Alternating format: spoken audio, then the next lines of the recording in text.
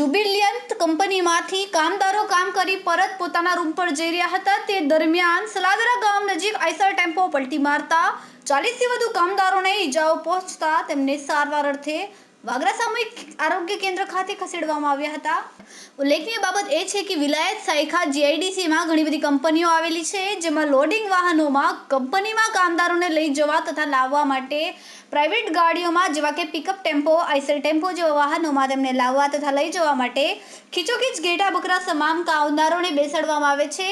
એથી આર્ગમાં અને સલાદરા ગામ વચ્ચે રાત્રિના 10 વાગ્યાના સુમારે આઈસર ટેમ્પો પલટી ખાતા 40થી વધુ લોકોની ઈજાઓ પહોંચવા પામી હતી। કોન્ટ્રાક્ટરો પોતાના સ્વાર્થ માટે પોતાની પૂંજી બચાવવા તેમનો જીવ જોખમમાં મુકાવીને લોડિંગ ગાડીઓમાં બેસવા મજબૂર કરતા હોય છે। ખીચોખીચ પેસેન્જર ભરી આઈસર ટેમ્પો, પિકઅપ જેવા વાહનો દિવસભરમાંથી 2 થી 3 શિફ્ટ મારતા હોય છે।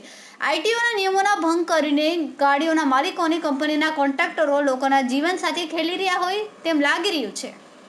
જ્યારે આવા લોડિંગ ગાડીઓમાં ખીચોખીચ પેસેન્જર બેસાડી જતા લોકો સામે હવે ટ્રાફિક પોલીસ કડક કાર્યવાહી કરે તેવી માંગ ઉઠવા પામી છે। રિપોર્ટર રવિ સૈયદ, તહેલકા ન્યૂઝ, ભરૂચ।